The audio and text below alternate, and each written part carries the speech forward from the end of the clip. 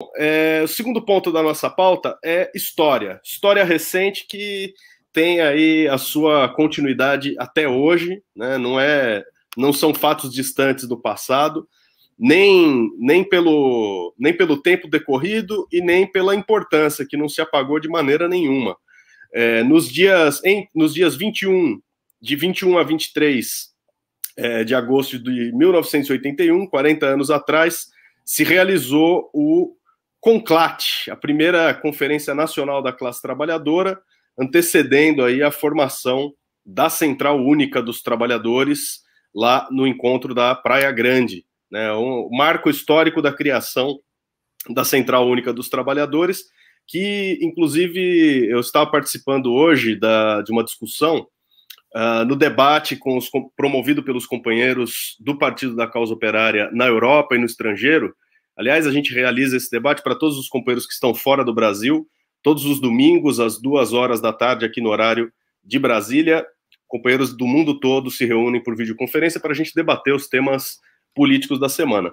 E uma das questões que apareceu, justamente no outro tema da nossa pauta aqui, que é o 7 de setembro, a gente já vai chegar lá, é justamente sobre o papel da CUT, né? O que é a CUT e a sua diferença fundamental em relação às demais organizações que se dizem centrais sindicais, né? E aquelas organizações de brinquedo da esquerda pequeno-burguesa. Então, agradecendo aqui o superchat do Desta Vez Eu Consigo, o seu super sticker, passo para o companheiro Antônio Carlos Silva, 40 anos do CONCLAT. Para quem está entrando na luta política hoje, né, quando a gente já não vive mais a ditadura militar, que ainda estava vigente em 1981, em que a CUT é um fato consumado, o peleguismo do passado ficou para trás, foi liquidado nesse processo, nesse ascenso operário do início da década de 80, da primeira metade dos anos 80. Para quem está entrando na política agora, inclusive quem tem lá os seus 20 e poucos anos e nasceu aí até depois que os Estados Unidos já haviam invadido o Afeganistão e o Iraque, já estava tocando o terror lá. Quem nunca viu nada diferente dessa situação em que a gente vive hoje, como dimensionar a importância desse primeiro passo que foi dado aqui em direção à criação da Central Única dos Trabalhadores? Nessa semana, nós temos duas datas muito importantes relativas à reorganização do movimento operário na década de 80. Primeiro, essa data que foi destacada aí de 21 a 23, aconteceu aí uma primeira tentativa, foi o primeiro CONCLAT, Congresso Nacional das Classes Trabalhadoras, que aconteceu em Praia Grande, né, no litoral paulista. Foi a chamada Primeira Conferência Nacional da Classe Trabalhadora, que era o CONCLAT. Bom, esse encontro foi uma tentativa frustrada, né, no sentido de procurar reunificar o movimento sindical e construir havia uma comissão chamada PROCUT, Pró-Central Única dos Trabalhadores. Como o próprio nome indicava aí, vocês estão vendo aí, na faixa, né, sobre a mesa, né, o PROCUT, era a tentativa de construir uma central unitária, uma central única dos trabalhadores, reunindo todo o sindicalismo. E, naquele momento, tinha um aspecto positivo no sentido da reorganização, já que a ditadura proibiu a existência de qualquer tipo de organização sindical unificada, mas tinha um aspecto bastante que era questionado, né, e era muito limitado nesse momento, que era a tentativa de unificar todos os sindicalistas, inclusive sindicalistas que tinham colaborado com a ditadura militar. Quer dizer, a ideia de uma central única, nesse primeiro momento, era uma central que unificava o sindicalismo, o chamado novo sindicalismo, que tinha setores combativos, né, e que tinha, inclusive, setores de oposição, setores em que não haviam sindicatos, estavam se formando, vieram a se formar associações de trabalhadores, porque a ditadura militar proibia, por exemplo, o funcionalismo público de ter sindicatos nessa época, né? Não existia no máximo as associações dos professores, associação dos trabalhadores dos Correios, associação dos petroleiros e assim por diante. E essa tentativa fracassou. O Congresso de Praia Grande acabou não construindo a CUT, inclusive porque os pelegos mais reacionários, aqueles que tinham colaborado muito dedicadamente com a ditadura, traindo os trabalhadores, apoiando os partidos da ditadura, eles eram contra, né, uma central que fosse uma expressão, tivesse a ver com um movimento de luta, que reunisse ativistas das oposições sindicais, dessas associações.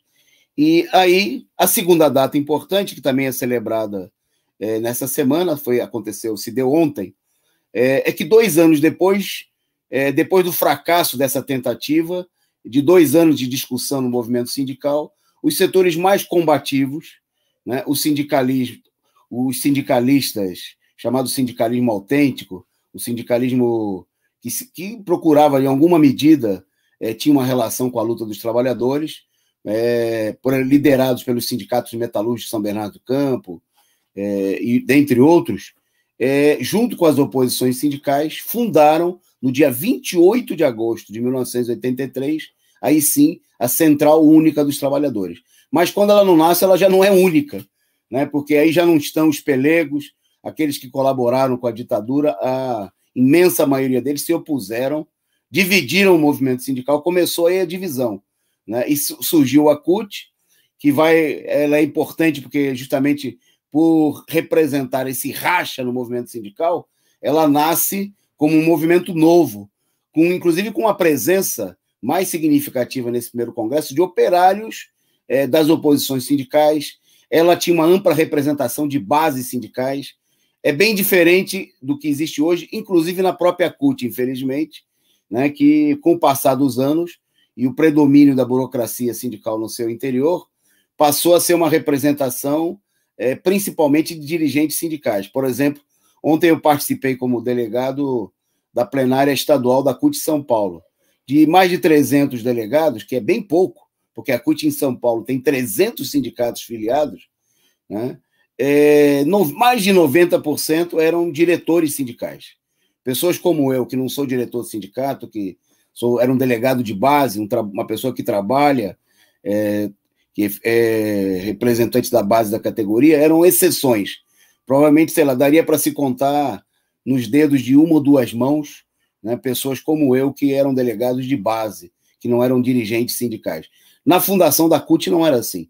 Era um movimento gigantesco, né? Então, os trabalhadores eram eleitos em assembleias democráticas, onde inclusive era obrigatório ter uma maioria de representantes da oposição, e esse movimento representava a luta contra a ditadura militar, né? A luta por se organizar por cima sem permissão da ditadura.